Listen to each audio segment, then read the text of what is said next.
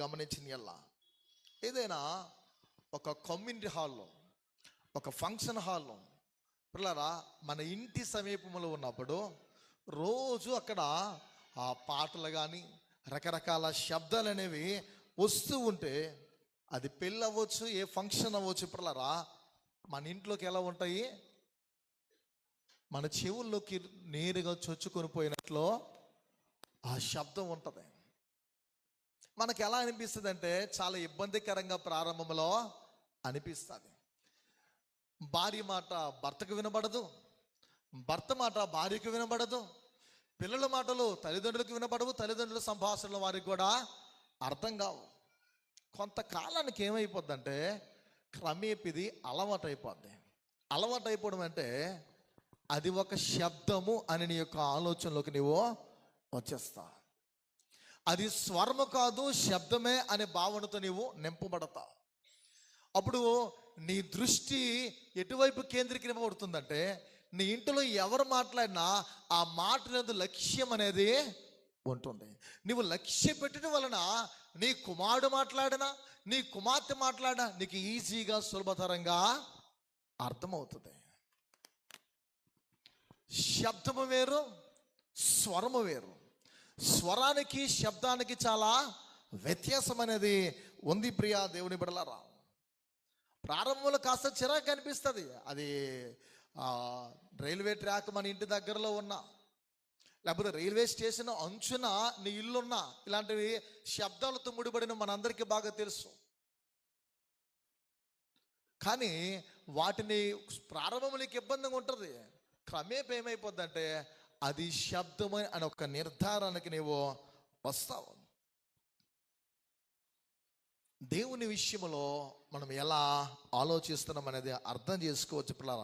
దేవుడు మానవులతో మాట్లాడే విషయాలు, దేవుడు నీతో మాట్లాడే విషయాలు శబ్దానిగా నీవు వింటున్నావా? ఆయనది స్వరము అనేటువంటి ఒక భావనతో, ఆలోచనతో హృదయం ముందు నీవు అంగీకరించి విశ్వాసంతో వినుటకు నువ్వు తొందరపడుతున్నావా, వేగిరపడుతున్నావు అనేది చాలా ప్రాముఖ్యం. శబ్దము అనే భావనతో నువ్వు వింటే ఏ వాక్యం నీ బుర్రకెక్కదు. నువ్వు అనుభూతికి రాలేవు, అనుభవానికి కూడా నీ జీవితంలో రాలేవు, అది నీ జీవితంలో ఉండదు. అందుకే దేవుని మాటను స్వరముగా నీవు వినాలి.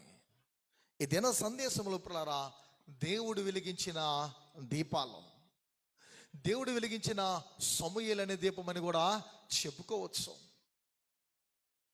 ఏలి ఆ గుడారములో ఉన్నాడు, ఆ నాటి కాలపు పరిచర్య కాలంలో షిలోహులో ఉన్నాడు. పిల్లరా గమనించిన ఎలా మనం స్వరాన్ని కూర్చున్న విషయాలు ఈ సమయంలో ముందుగా గమనిద్దాం. దేవుని యొక్క మాట, దేవుని యొక్క వాక్కు, దేవుని యొక్క ప్రత్యక్షత కనిపెట్టుచున్న వారికి అదొక స్వరము, కనిపెట్టలేని వారికి అదొక శబ్దము. నువ్వు వేచి చూస్తే నీకు స్వరముగా వినబడుతుంది. నువ్వు వేచి చూడలేకపోతే, కనిపెట్టలేకపోతే అది శబ్దముగానే ఉంటుంది. ఈ విషయాన్ని మనం ఆలోచించాలి.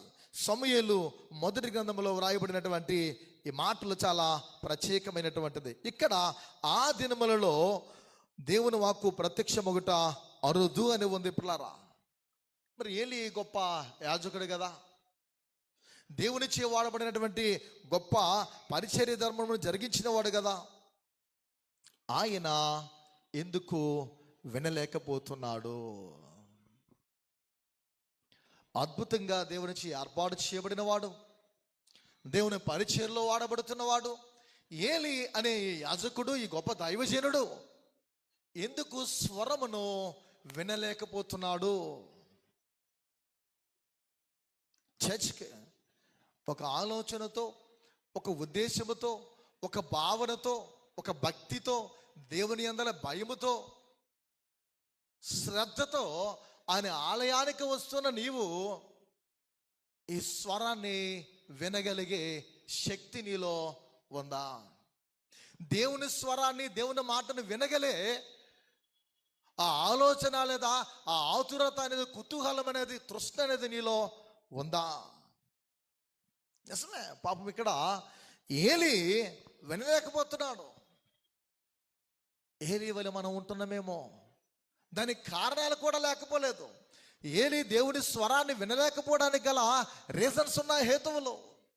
ఏంటి ఆ కారణమని మనం ఆలోచిస్తే, అతడు చాలా మంచివాడు, చాలా భక్తి గలవాడు, దేవుని యందు భయముతో ఉన్నవాడు, దేవుని కొరకు జీవించిన మనుష్యుడు. ఒక్క బలహీనత ఉంది. అది తనలో కాదు, తన పెంపకములో ఉంది. అతనిలో ఉన్న బలహీనత ఏంటంటే, తన జీవితంలో పిల్లరా ఆ చిన్ని బలహీనతను బట్టి దేవునికి ఇష్టం లేక ఏలితో ముచ్చటించడము, ఏలితో మాట్లాడము దేవుడు మానేశాడు. దేవుని మాట అయితే వినబడుతుంది, కానీ ఏలి గ్రహించలేని పరిస్థితిలో ఉన్నాడు. అంటే వినబడట్లేదు. అది ప్రియమైన దేవుని సంగమా గమనించాలి. అతనికి 2 కుమారులు మనందరికి బాగా సుపరిచితులు, హోఫ్ని, ఫినెహాసులు. 2 కుమారులు తోడి యాజకులుగా దేవాలయంలో జరిగించి నీచమైనటువంటి కార్యాలు. ప్రారంభం నేను వచ్చినప్పుడు వీరు అక్రమకారులని, అశ్లీల పరులని, అవినీతి పరులనే విషయాలు వీరి గురించి 3 విషయాలు చెప్పాలి. నీచమైన కార్యాలు వీరు చేయటం వలన ఏలీతో దేవుడు మాట్లాడట్లే. ప్రియమైన దేవుని సంఘమా, దేవుని బిడ్డలారా, దేవాలయానికి వస్తున్న నీవు నేను మనం ఎలా ఉంటున్నాం అనేది గమనించాలి. అతను కుమారులు పరిచర్యధరంలో ఉన్నారు, కానీ నీచమైన కార్యాల్ని ఏలి నివారించలేకపోయాడు, వారిని హెచ్చరించలేకపోయాడు. ఇది తప్పు అని వారిని గద్దించలేకపోయాడు. ఇది క్రమము కాదు అని వారికి బుద్ధి చెప్పలేకపోయాడు. అంచేత ఏలి స్వరాన్ని వినలేకపోతున్నాడు. ప్రియ దేవుని బిడ్డలారా, అతని కుమారులు అదే ధర్మములో ఉన్నారు, కానీ వారి పరిస్థితి బాగోలేదు. పైగా వాళ్ళ గురించి ఎవరైనా చెబితే, చూడండి, మన కుమారుడు కూర్చో, మన కుమార్తె కూర్చో, లేదా నా బిడ్డల కూర్చో, ఎవరైనా మంచివారు ఏం చేస్తారంటే బుద్ధిపూర్వకం కొన్ని మంచి సలహాలు ఇస్తారు. ఇలా ఉన్నది వాళ్ళ పరిస్థితి అని ఎవరైనా ఆయనకి చెబితే వాళ్ళను సమర్థించేవాడు, కానీ పిల్లరా వాడిని గద్దించేవాడు కాదు. ఇది దేవునికి చాలా కోపాన్ని పిల్లరా తెప్పించేది. దేవునికి ఇది నచ్చేది కాదు. ఏలి ఈ బలహీనత చేత ఆయన స్వరాన్ని ప్రత్యేకంగా వినగలిగే శక్తిని కోల్పోయాడు. దేవుని స్వరం వినబడుతుంది, ఆయన వాక్కు ప్రత్యక్షమవుతుంది, ఆయన వాక్కు పిల్లరా ప్రకటింపబడుతూ ఉంటుంది, కానీ వినడానికి కూడా నీలో శక్తి అనేది ఉండాలి. శక్తి అంటే ఫిజికల్ స్ట్రెంత్ ఏమీ కాదు. నువ్వు స్పిరిచువల్గా, ఆధ్యాత్మికంగా నీ ఆత్మీయ జీవితంలో ప్రభువుకి అనుసంధానం చేయబడి ఆయనకు దగ్గరగా ఉండగలిగితే దేవుని స్వరం నీవు వినగలుగుతావు అనే విషయాన్ని నీవు గమనించాలి. దేవుడు ఏది మాట్లాడినా అది ఒక శబ్దముగానే వినబడుతుంది, కానీ ఒక స్వరంగా గ్రహించలేకపోతున్నాడు ఏలి. దేవుని బిడ్డలారా, మన జీవితంలో, మన ఆత్మీయ ప్రయాణములో, నీ క్రైస్తవ జీవితంలో నువ్వు బాప్తిసం పొందుకున్న మొదలు నీ రక్షణ జీవితంలో ఎంతవరకు నువ్వు వాక్యాన్ని నేర్చుకున్నా, ఎన్ని కంఠస్థ వాక్యాలు నీకు వచ్చు, ఎంతలా నీ జీవితంలో వాక్యముతో నింపబడుతున్నావు అనే విషయాన్ని నీవు గమనించాలి. దైవజనమా, దేవుని బిడ్డలారా, ఈ విషయాలు మనం మర్చిపోకూడదు. మానవుని క్రియను బట్టి దేవుని స్వరమును మానవుడు వినలేకపోతున్నాడు. తమ క్రియలు దేవునికి అంగీకారంగా లేనందున వారు ఆయన మాటను వినలేనటువంటి పరిస్థితుల్లో మనుష్యులు ఉండిపోతున్నారు. అందుకే చాలా మందికి శబ్దముగా దేవుని మాట ఉంటుంది. ఎందుకంటే దృష్టి అనేది కేంద్రీకరింపబడకపోవడం, హృదయం అనేది వాటి పట్ల లక్ష్యం అనేది పెట్టకపోవడం. మనందరికీ బాగా లూదియాను గురించి తెలుసు. అపోస్తుల కార్యములను గురించి రాయబడిన మాట, పౌలు మాటలు ఏదో ఆమె లక్ష్యము చెంది కనుక ఆమె హృదయము తెరువబడెను. దేవుని మాటలపై లక్ష్యం లేకపోతే నీకు వాక్యం రాదు, వాక్యం నువ్వు ఎదగవు, నీ పక్కన ఉన్నాడు కూడా సరిగా నడవలేవు. ప్రియమైన దేవుని బిడ్డలారా, ఈ విషయాలు మనం గమనిద్దాం. అంతటా యెహోవా వాక్కు అబ్రహాముకు ప్రత్యక్షమై, అంటే ఈ వాక్కు వినబడేది కాదు. అంతటా యెహోవా వాక్కు అబ్రహాముకు ప్రత్యక్షమై అనే మాటలో మనం ఆది కాలంలో చూసే అర్థమవుతాయి. ఈ మాటలో యెహోవా వాక్కు అబ్రహాముకు ప్రత్యక్షమై అంటే ఈ వాక్కు వినబడేదే మాత్రం కాదు, ప్రత్యక్షమవుతుంది కూడా అని అర్థం. ప్రియమైన దేవుని బిడ్డలారా, మనం ఉండే గదిలో ఉన్నట్లు, మన నివాసం చేస్తున్న గదిలో మనం నివాసం చేస్తున్నప్పుడు ఆ స్వరము తాకినట్టు దేవుని వాక్కు, దేవుని మాట వినబడుతూనే ఉంటుంది, కానీ కనబడేది కూడా. దేవుని మాటలో అంత శక్తి ఉంది. మనం చాలా పాటలు పాడతాం, ఆయన మాటలో శక్తి ఉందని, ఆయన మాటలో బలం ఉందని, ఆయన మాటలో జీవం ఉందని పాడుతూ ఉంటాం. అందుకే దేవుని వాక్కు కొరకు మనము కనిపెట్టాలి, దేవుని వాక్కు కొరకు మనం ఎల్లప్పుడూ నిరీక్షించాలి పిల్లరా. అలాంటి ప్రభావము దేవుని సన్నిధిలో ఉంటుంది. అందుకే దేవుని సన్నిధిలో వెలువడుతున్న వాక్యం పట్ల ఆసక్తి కలిగిన వారిగా మనం ఉండాలి. పౌలు చాలా పత్రికల్లో ఇవి హెచ్చరించినట్లు మనకి దైవ లేఖనాల్లో కనిపిస్తున్నాయి. సమూయేలు గ్రంథంలో మనం చదువుకున్న ఆ వృత్తాంతము 3వ అధ్యాయంలో వ్రాయబడినట్లు 3వ అధ్యాయం మీరు అలా చదువుకుంటూ వెళ్తే పిల్లరా, హన్నాను కూర్చిన విషయాలు మనకు ప్రత్యేకంగా కనిపిస్తాయి.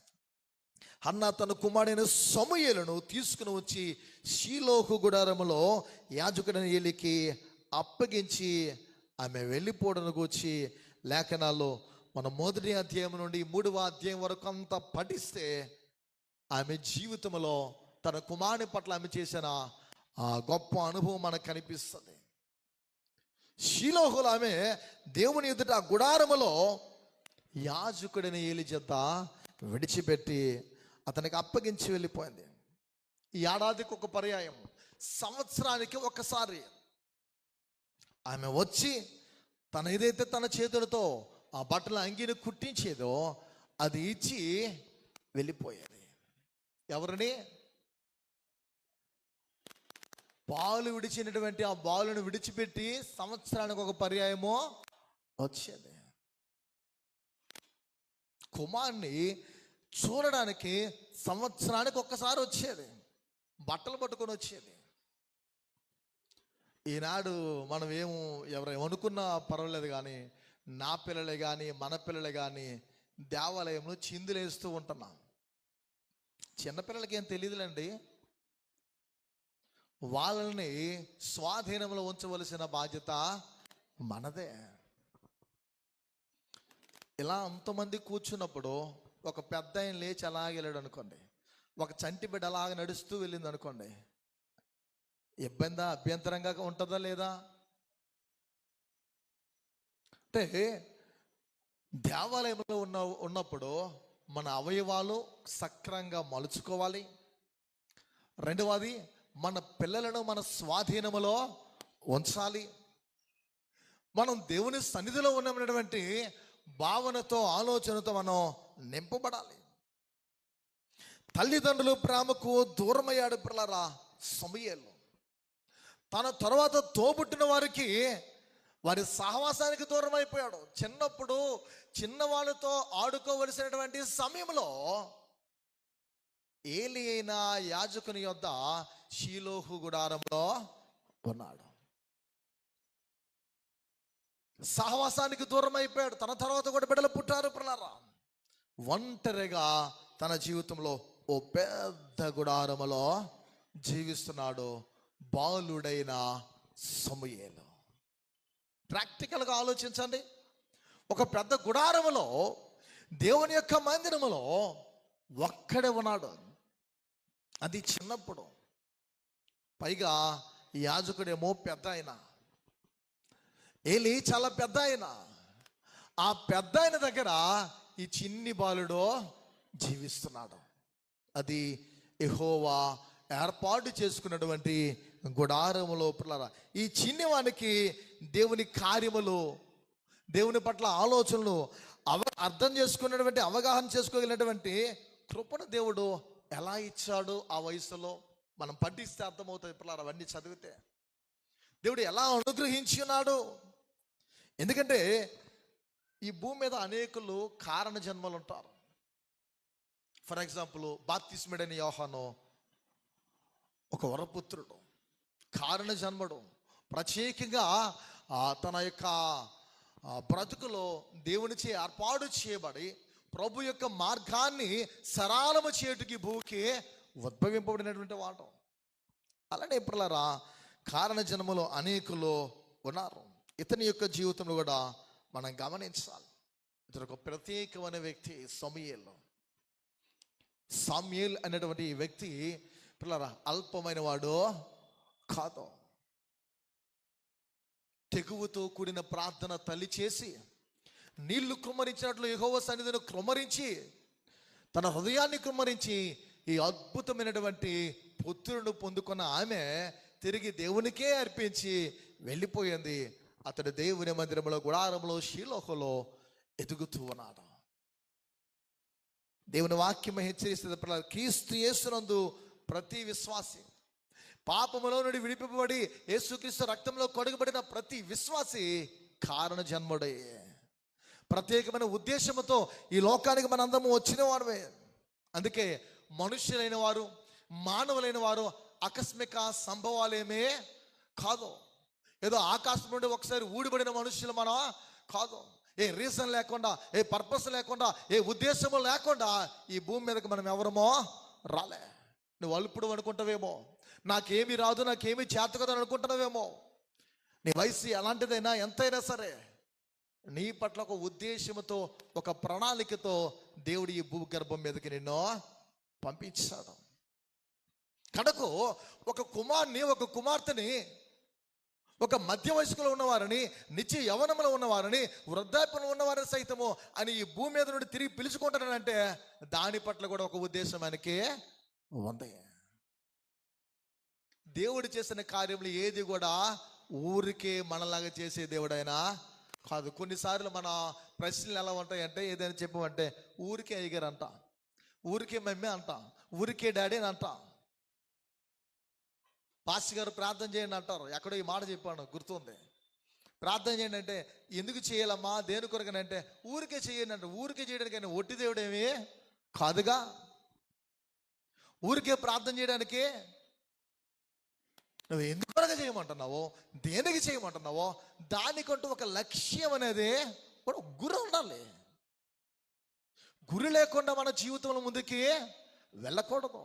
పౌలు అంటాడుగా, నిన్ను గురి చూడని వాని వలె పరుగెత్తువాడినో కాను. హన్న తన జీవితంలో షీలోహులో విడిచిపెట్టింది. పిల్లరా విషయాలు మనం గమనిద్దాం. ఇంతకీ ఏంటి దేవుడు వెలిగించిన ఈ దీపాలను మనం ఆలోచిస్తే, సమూయేలు గ్రంథం మొదటి గ్రంథము 3వ అధ్యాయము గమనిస్తే అక్కడ చక్కటి మాటలు కనిపిస్తున్నాయి. 3వ వచనం చదువుతాం. దీపము ఆరిపోక మునుపు సమూయేలు దేవుని మందసమున్న యెహోవా మందిరములో పండుకొని ఉండగాను యెహోవా సమూయేలును పిలిచెను. అక్కడ వ్రాయబడిన మాట చూడండి. దీపము ఆరిపోక మునుపు, ఏ దీపం అది? దీపము ఆరిపోక మునుపు సమూయేలు దేవుని మందసమున్న యెహోవా మందిరములో పండుకొని ఉండగా. ఇవి చాలా భావగర్భితమైనటువంటివి, చాలా లోతైనటువంటి మాటలు. పిల్లరా ఏలి అనే దీపము వెలుగుతుంది, దేవుని మందిరములో దీపం వెలుగుతూ ఉంది. సమూయేలు చాలా చిన్నవాడు, లేతప్రాయం మిగిలినవాడు. అక్కడ దేవుని యొక్క వాక్యం ఎలా రాయబడిందంటే, దీపము ఆరిపోక మునుపు. పిల్లరా దేవుని గుడారములో 2 దీపాలు ఉంటాయి. ఏంటంటాయి? 2 దీపాలు ఉంటాయి. ఇప్పుడు అన్ని లైటింగే కదా, పూర్వకాలం ఇవేవి లేవు. 2 దీపాలు ఉంటాయి. ఆ 2 దీపాలు చాలా ప్రాముఖ్యమైన. ఒకటి, దేవుడు తన దేవాలయములో లేదా తన గుడారములో ఏదైతే తన గుడారము కూర్చొని చెప్పి ఉన్నాడో అది ఆరిపోకుండా నిత్యము వెలగవలసిన దీపం ఒకటి.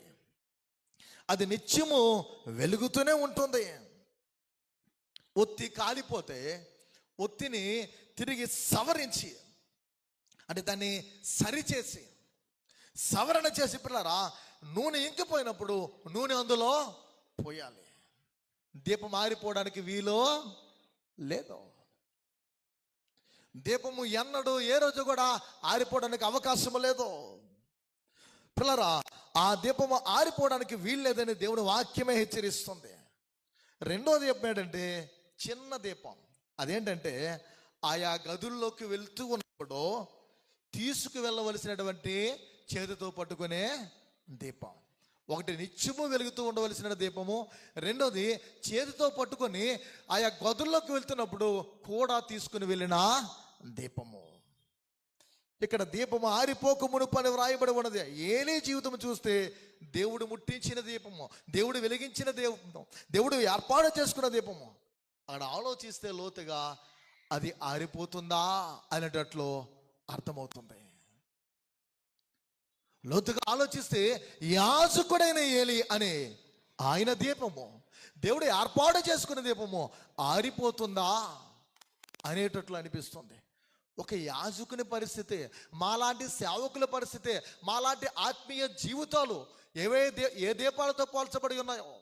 నరుని దీపము అంటే నరుని యొక్క ఆత్మ యెహోవా పెట్టిన దీపం అని వ్రాయబడినట్లు ఆ దీపాలే ఆరిపోయేటట్లు ఉంటే ఇక సంఘ నాయకుల యొక్క పరిస్థితి ఏంటి?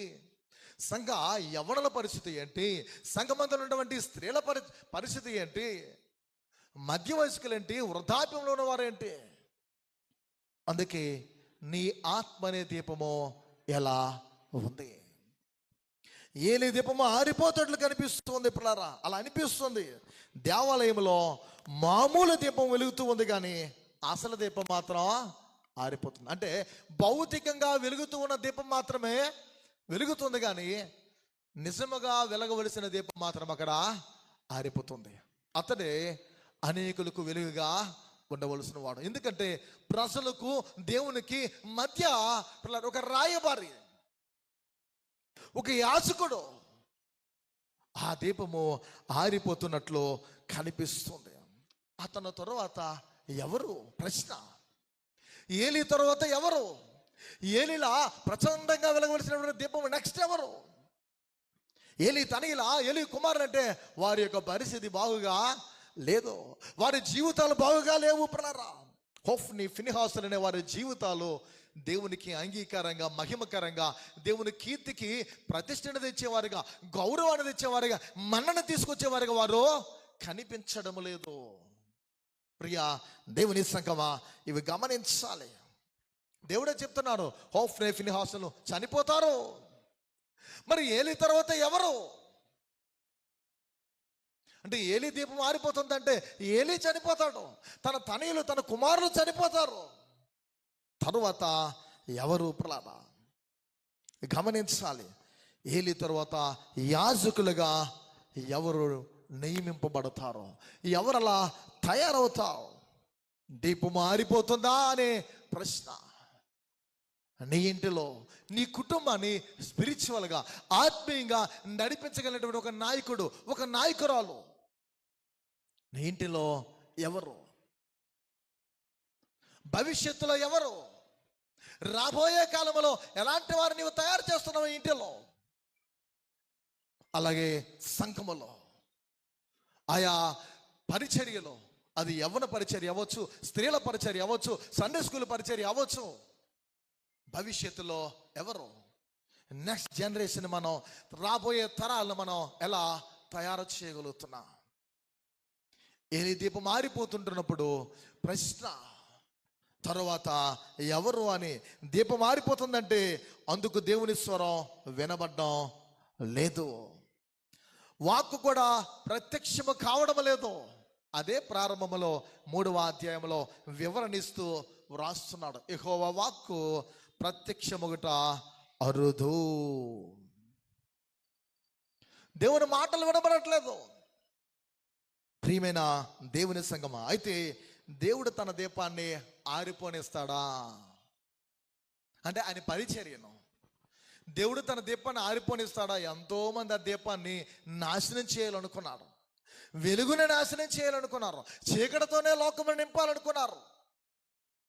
యేసుక్రీస్తు గొల్గొతా కొండపై సిలువలైన వ్రాలాడుతూ ఏదైతే సంఘాన్ని తన స్వరక్తం ఇచ్చి సంపాదించున్నారో, ఈ పరిచర్య ధర్మాన్ని, ఈ పరిచర్యను నిలువురా నాశనము చేయాలని ప్రయత్నించిన వారు లేరు. వివిధ దేశాల్లో, వివిధ ప్రాంతాల్లో ఈ భూగర్భం మీద సంపూర్ణంగా బొత్తిగా నాశనం చేయాలనుకున్నారు. ఆయన పునరుద్ధరణ అయ్యేసరికి పొకారం వెళ్ళిపోయింది. ఆయన ఎవరో ఎత్తుకుపోయారు. పైగా ఏంటి, ఈస్టర్ టైంలో మనం చెప్పుకున్నాం, ఆయన లోపల పెట్టారు. లోపల పెట్టిన తర్వాత ఆ సమాధికి పెద్ద రాయిని సెక్యూరిటీగా పెట్టారు. ఆ రాయికి పిల్లరా ముద్ర వేశారు, సిపాయిలు పెట్టారు. రాయిని కాపాడడానికి సిపాయిలు, దానికేమో సీలు. రోమా ప్రభుత్వమే ఉంది. ఆయన పుకారులో అన్ని వాహనాల కంటే చాలా వేగంగా వెళ్తాయంట. నీ గూర్చి ఇలా అంటున్నారమ్మా, అతని గూర్చి ఇలా అంటున్నారమ్మా అని అంటుంటాం కదా మనం. అట అట అట అనే ఈ కబుర్లు ఏమైపోతాయి అంటే పెద్ద వినాశనాన్ని సృష్టిస్తాయి. ఎప్పుడు చూడనది, ఎప్పుడు నువ్వు దగ్గరగా ఉండి అక్కడ విననది నమ్మదు. ఎప్పుడు చూడనది, నేను స్పిరిచువల్గా ఆత్మీయ విషయాలు మాట్లాడట్లే. కొంతమంది కూర్చి మాట్లాడుకుంటారు కదా, అంటారు కదా, దుష్టుల ఆలోచన చొప్పున నడువక, పాపుల మార్గం నిలువక, అపహాస్యకులు కూర్చున్న చోట కూర్చుండకని కొంతమంది చెబుతూ ఉంటారు.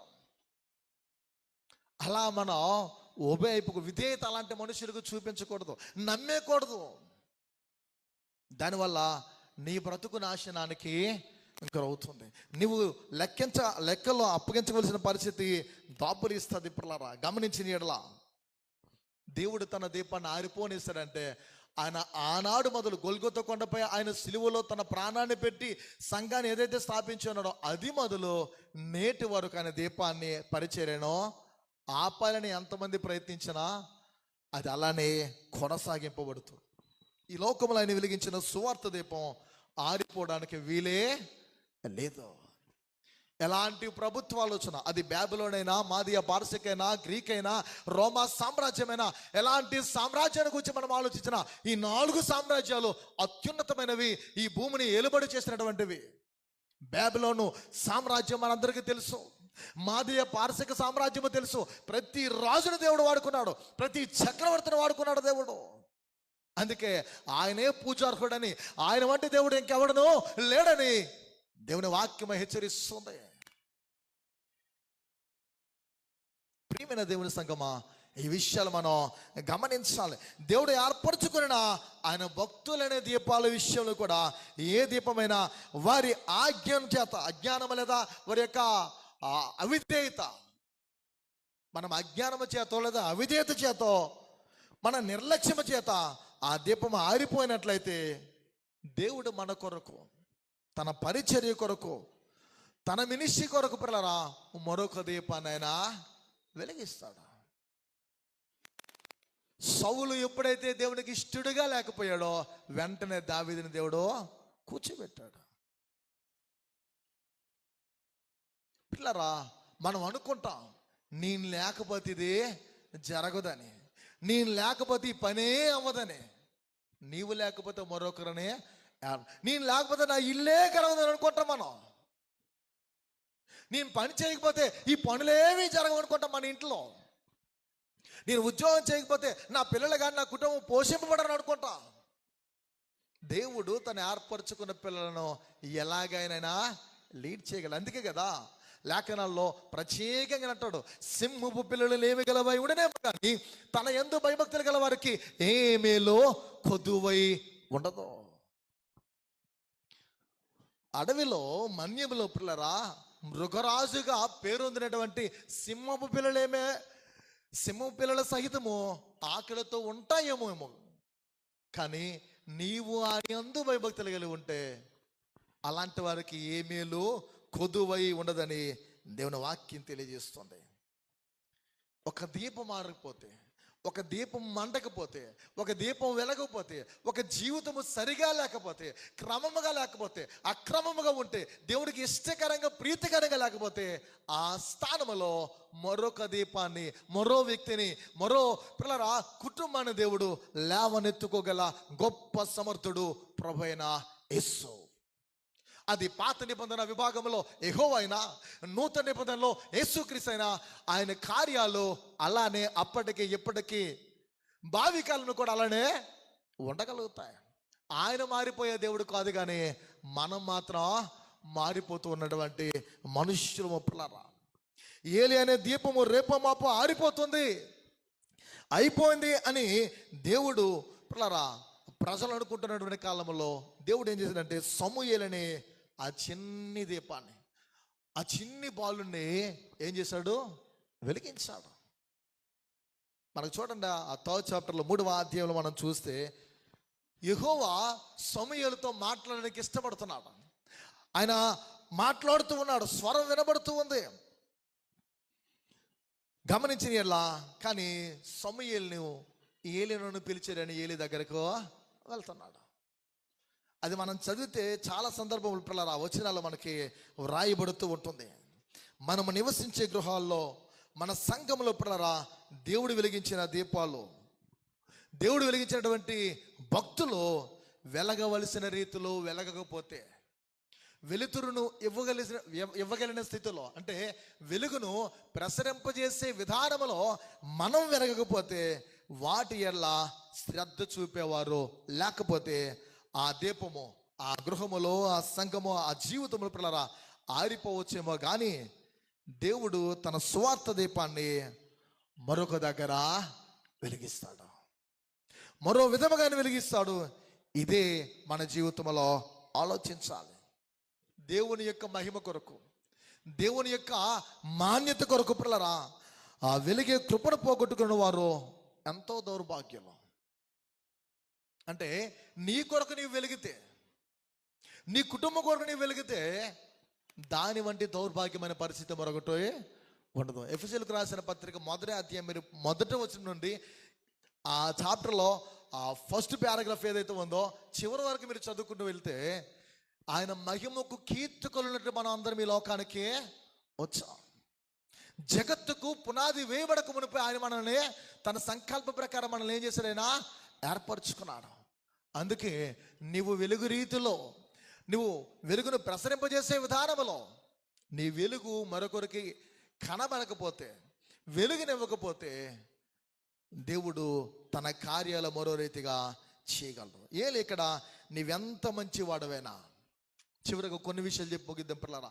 ఏలి నీవెంత మంచి వాడవైనా, నువ్వు ఎంత గొప్ప పేరు పొందినా, నీ పరిచర్య కాలంలో నీ విధులు నువ్వు నిర్వర్తిస్తున్నప్పుడు మందిరములో, షీలోహలో నీవు ఎన్ని గొప్ప కార్యాలు నీ యొక్క కాలంలో జరిగినా, చివరకు నేను నీకు అన్యాయము చేయబోతున్నాను. చాలామంది అంటారు, చిత్రంగా ఉంటుంది. ఎందుకంటే మెయిన్ లైన్ చేసి కాపరం కదా నేను కూడాను. చాలామంది ఆయా సంఘాలు అంటారు, ఆ అయ్యగారు ఉన్నప్పుడు మాకు బాప్తిసం ఇచ్చారండి, ఆ అయ్యగారు ఉన్నప్పుడు మాకు పెళ్ళి అయ్యిందండి, ఆ అయ్యగారు ఉన్నప్పుడు మాకు మా అమ్మాయి మెచ్యూర్ అయ్యిందండి, ఆ అయ్యగారు ఉన్నప్పుడు మా అమ్మగారు స్మారక కొడుకు అయ్యిందండి. ఇలాంటివన్నీ చెప్తారు. మంచిదే, తప్పేం లేదు. అయ్యగారు మాత్రం పూజించకండి తల్లులారా, తండ్రులారా, కుమారులారా, కుమార్తెలారా. ఆ అయ్యగారి కాలంలోనే కాదు, ఇంకొక అయ్యగారు ఉన్నప్పుడు కూడా మీ అమ్మాయి మెచ్యూర్ అవుతుంది, మీకు పెళ్ళిళ్ళు జరుగుతాయి, ఇలాంటి కార్యక్రమాలు అన్నీ జరుగుతాయి. అయ్యగారుల్లో ఏమి లేదు, అమ్మగారుల్లో ఏమి లేదు, వాడబడిన పాత్రలు మాత్రమే, సాధనాలే. అయ్యగారు కూడా ఇలాంటి మనుష్యుడే.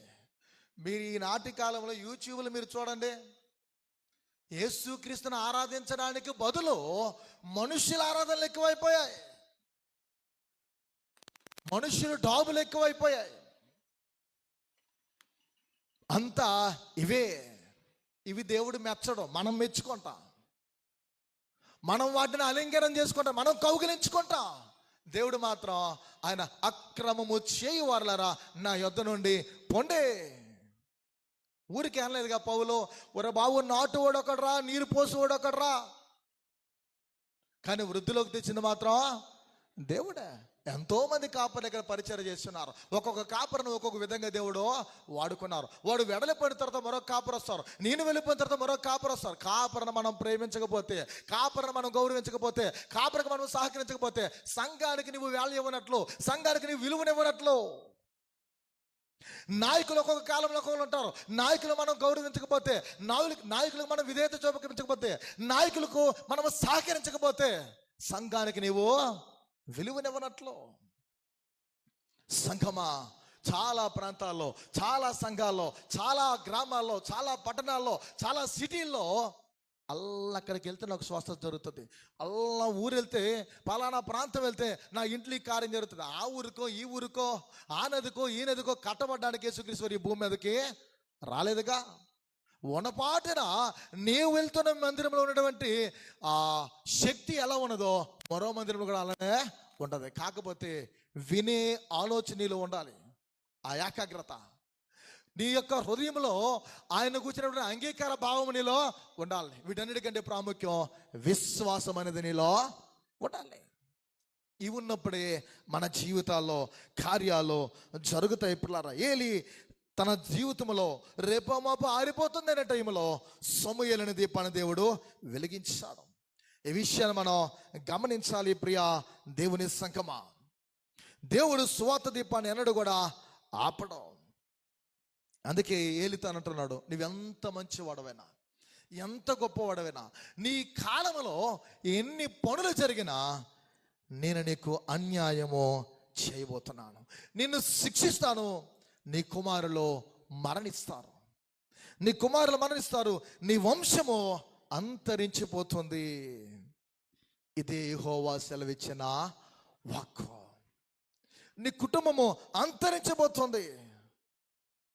పిల్లరా, అలాగూ జరునుగాక అని ఏలి అన్నాడు. కానీ అలా చేస్తామంటావేంటి, ఇలా చేస్తామంటావేంటి అని దేవునితో తగాదా పెట్టుకోలేదు.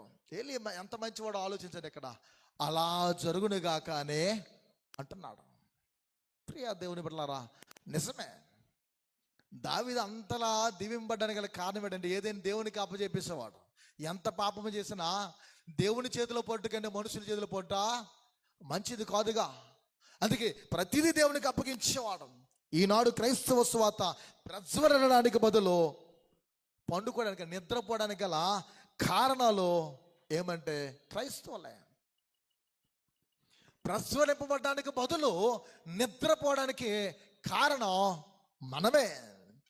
సొంత ఇంటి వారే ఇంటిలో, పిల్లరా, సొంత సంఘమే సంఘములో దీపాలు వెలగకుండా వారి క్రియల ద్వారా, వారి నడవడిక ద్వారా, వారి ఆలోచనల ద్వారా, వారి దుష్ట తలంపుల ద్వారా ఆర్పేస్తూ ఉన్నారు. అలా మన బ్రతుకులు ఆరిపోతూ ఉంటే ఇంకొకరిని దేవుడు ఏర్పరచుకుంటారు. అందుకే మొదటి వారు కడపటి వారు ఒగుదరని, కడపటి వారు మొదటి వారు ఒగుదరని దేవుని వాక్యం హెచ్చరిస్తుంది. రెవల్యూషన్ ప్రకటన గ్రంథము 2వ అధ్యాయం 5వ వచనం చూద్దాం. పిల్లరా, 2వ అధ్యాయము ప్రకటన గ్రంథము 5వ వచనం. నువ్వే స్థితిలో పడితేవో జ్ఞాపకము చేసుకొని మారు మనస్సు పొంది, చదవండి అమ్మా. అట్లా నీవు చేసి మారు మనసు పొందితేనే సరే, లేని ఎడల నేను నీ యొద్దకు వచ్చి నీ దీపస్తంభమును దాని చోట నుండి తీసివేతును. మన బ్రతుకులు ఆరిపోతూ ఉంటే ఇంకొకరిని దేవుడు వెలిగిస్తాడు. అందుకే ఈనాడు అత్యధికముగా అన్యులు వెలిగింపబడుతున్నారు.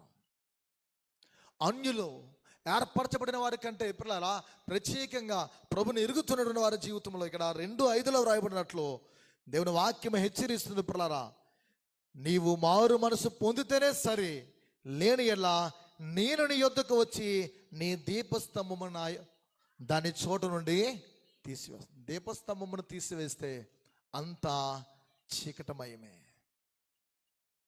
అంతా చీకటే, ఇంకేమీ ఉండదు. గర్భాలయమే దేవునికి అనేకులకు వెలుగుగా ఉండవలసిన కాలంలో జెరూషలేములో పిల్లరా ఒక కాలంలో భయంకరమైన చీకటి అలమటించుకుంది. ఇదే సమూయేలు గ్రంథం మీరు 7వ అధ్యాయం మీరు చదివితే పిల్లరా, సమూయేలు ఉన్నంత కాలము దేవుడు తన కార్యాలు ఏం చేస్తున్నాడో లేఖనాల్లో రాయబడతాయి.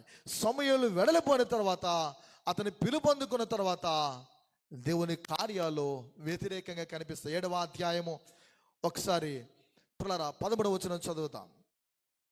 ఈలాగున ఫిలిష్తీయులు అనపబడిన వారే ఇశ్రాయేలు సరిహద్దులోనికి తిరిగి రాగా ఆగిపోయిరి.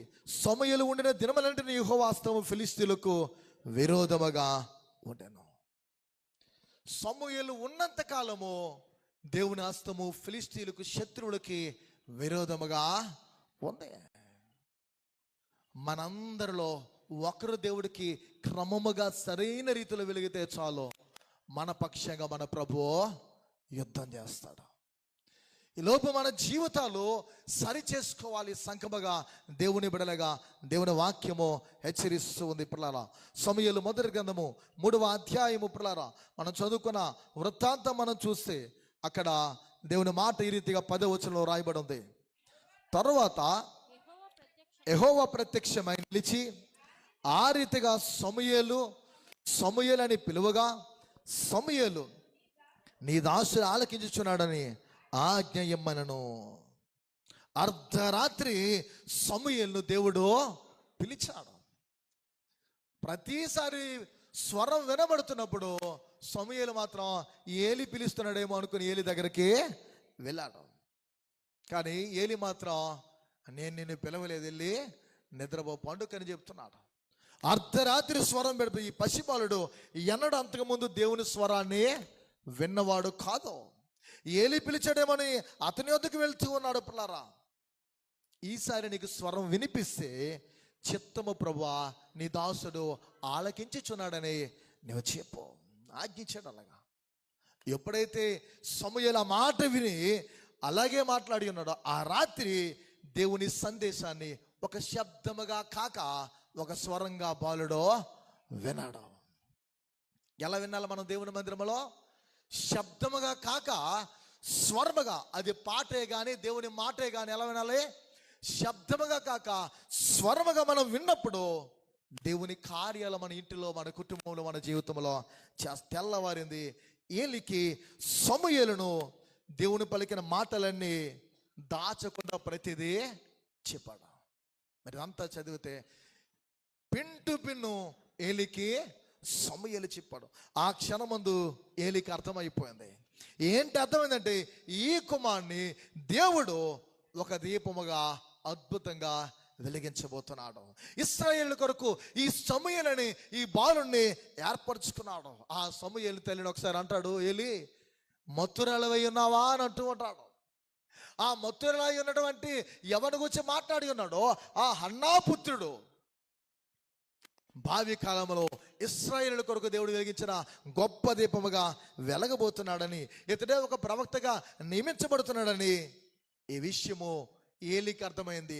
ప్రజలందరికీ తెలిసిపోయింది. పిల్లరా, సమూయేలైన బాలుడు, లేఖనాలు మీరు చూడండి, దేవుని వాక్యం 2వ అధ్యాయం 26లో రాయబడినట్లు బాలుడైన సమూయేలు ఎలా అయిపోయాడంటే, దాను మొదలుకొని బెర్షెబా వరకు ఈ దీపము ప్రచండమైనటువంటి రీతిలో ప్రకాశించింది.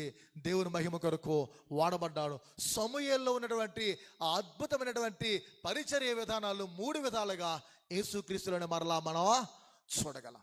అంతలా దేవుడు సమూయేలును దీవించాడు. ఆయన మాట కానీ ఆయన వాక్ కానీ ఎన్నడూ ఆగిపోకుండా పిల్లరా, మనకు వినబడకుండా ఉండడానికి గల కారణాలు వినే చెవులో లేవు, వినే ఓపిక లేదు, విన్నటువంటిది ఆ హృదయము అర్థం చేసుకునే అర్థంలో లేదు. అందుకే వినే చెవులు కావాలి, వినే ఓపిక కావాలి, హృదయంలో అంగీకార భావం కలిగినటువంటి మనుషులు లేవనెత్తబడాలి. అలా ఉంటే సమూయేలును వెలిగించే రీతిలో మన కుటుంబాలను, మన బిడ్డలు కూడా దేవుడు వెలిగిస్తాడు. మనం 2వ భాగంగా అపోస్తలుల కార్యం 20వ అధ్యాయం చదువుకున్నాం. అందులో ఐతుకు అనే దీపం మారిపోయింది. అనేక దీపాల మధ్య అక్కడ రాయబడుతుంది. అనేక దీపాల మధ్య ఆ దీపం మారిపోయినప్పుడు ఆ యవ్వన్ని తిరిగి మరలా వెలిగించాడు. ఇక్కడ ఏ దీపం మారిపోయినా తిరిగి వెలిగించవలసిన బాధ్యత మనదే. అందుకే దేవుడు వెలిగించే దీపాలు ఎప్పటికీ నిత్యము వెలుగుతూనే ఉంటాయి ఆత్మీయంగా. అలా మనందరం వెలుగుతూ అనేకులు వెలిగించే తెలుగు బ్యాప్టిస్ట్ సంఘ విశ్వాసులుగా, ఆయన వారసులుగా, ఆయన పౌరులుగా, ఆయన పిల్లలుగా మనము జీవిస్తూ ఇతరులను జీవింపజేయడానికి, అన్యులు మనము దేవుని యొద్దకు నడిపించడానికి గొప్ప దేవుని లేఖనాల్లో వ్రాయబడినట్లు సైనికులుగా, ఆయన యొక్క జత పనివారిగా మనమందరం ఉండడానికి దేవుడు సమూయేలు వలె ఆ ధన్యతను మనందరికీ దయచేయాలని రండి తలలు ఉంచుకుందాం, ప్రార్థిద్దాం. దేవుడి మాటలు దీవించినగాక. ఆమేన్. ప్రార్థన చేద్దాం. పిల్లారా, నిజమే దేవా,